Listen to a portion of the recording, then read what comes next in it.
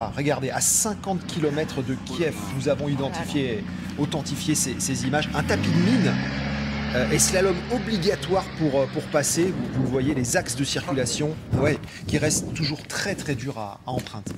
Alors il y a beaucoup de scénarios autour de l'action de l'armée russe. On en parle avec toi, Benjamin Cruer. Tu nous expliques un petit peu où ces troupes russes se positionnent, se repositionnent désormais. Alors elles quittent l'Ouest. Est-ce qu'on peut le constater ? Alors, ce que dit le Pentagone, les dernières informations du Pentagone, c'est que les Russes seraient en train de quitter cette région-là de Tchernobyl. Alors, Tchernobyl, il faut juste rappeler, on le voit très bien sur cette carte, c'est l'une des premières zones qui a été, entre guillemets, conquise par les Russes à la fin du mois de février. En fait, quand vous regardez, rien de plus logique, on est vraiment à la frontière avec la Biélorussie. Vous voyez, la centrale, elle est ici. Quand vous prenez la route, là, il y a une vingtaine de kilomètres jusqu'à la Biélorussie. Et là, de la ville de Tchernobyl, vous avez moins de 20 kilomètres. Donc, effectivement, retrait de quelques kilomètres, finalement. Et cette route-là, c'est quand même une route importante. C'est la route qui descend ensuite vers Kiev. Ensuite, ce que dit le Pentagone, c'est qu'il y a aussi des mouvements de troupes au nord-ouest de Kiev. Rappelez-vous cette zone, alors c'est une zone où il y a encore des conflits, on va le voir dans nos reportages tout au long de la matinale, ici et ici. Ce que dit le Pentagone, c'est que cette zone-là, très importante, de l'aéroport militaire d'Andropov qui est situé à Hostomel, il y aurait des mouvements de troupes russes. C'est un aéroport qu'il faut le rappeler, est aux mains des Russes et n'a toujours pas été repris par les Ukrainiens. Par contre, quand vous demandez au porte-parole du ministère de la Défense ukrainien s'il y a un retrait de troupes, il n'utilise pas ce mot, écoutez-le. Nous n'observons pas le retrait massif des troupes russes de ces zones. Pour l'instant, il y a le retrait d'unités individuelles. Évidemment, l'ennemi retire les unités qui ont subi le plus de pertes pour les rééquiper. Alors ce qu'on voit, ce qui est intéressant de regarder, c'est aussi côté biélorusse. Alors ce qu'on a vu hier, du côté de Gomel, cette région-là, c'est qu'effectivement, il y a des mouvements de chars russes. Et là, la direction comme ça, c'est vers l'Est. Donc, c'est effectivement un mouvement russe vers l'Est. Mais ce qu'on voit aussi sur cette route-là, c'est qu'il y a des mouvements, des convois militaires dans les deux sens, vers l'Est, mais aussi vers l'Ouest. Donc, on est effectivement dans ce concept de repositionnement et rééquipement. Je peux terminer en disant que cette zone ici, malgré les annonces, les zones jaunes contrôlées par les Russes n'ont que très très peu bougé. Finalement, le dernier mouvement qu'on a eu, recul russe dans cette zone, c'est ici, c'est cette ville de Trostianets, où on sera d'ailleurs dans cette matinale, qui a un recul aussi un peu stratégique, puisque vous avez ici une route vers Soumy, et les Russes qui ont donc reculé 80 km ici. Mais en fait, quand vous demandez au Pentagone une estimation, quelle part des troupes dans cette zone se serait redéployée vers l'Est et vers la Biélorussie, le chiffre qui est donné, c'est 20% des troupes dans ces zones. Voilà. Merci beaucoup, Benjamin. Toujours cette différence entre arrêt des frappes, arrêt des bombardements et repositionnement, Pascal, des troupes. Ce qui est frappant, c'est que c'est une rupture avec la doctrine militaire russe.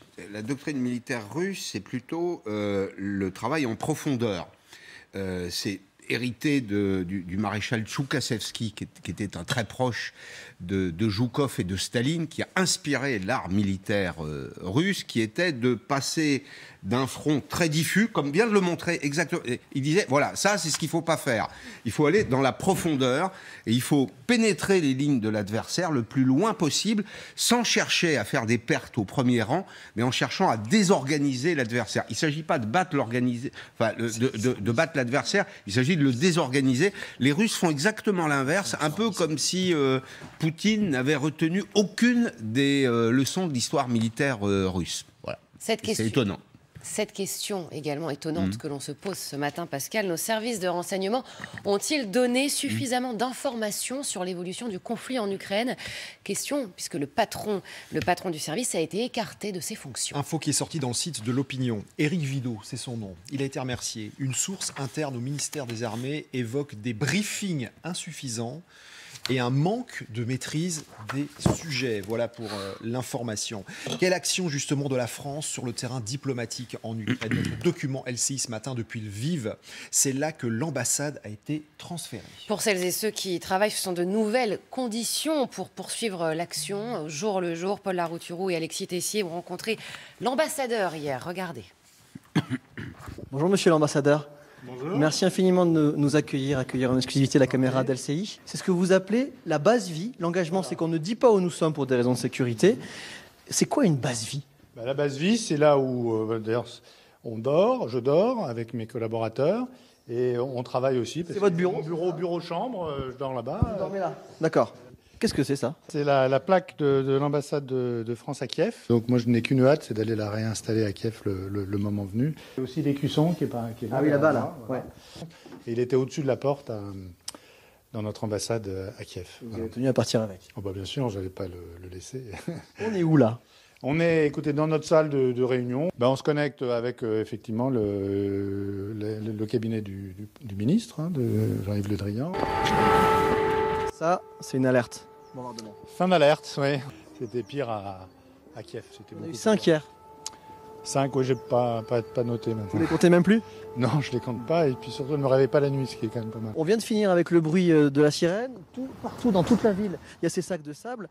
Comment vous vivez, vous, ce moment politique? Je pensais pas.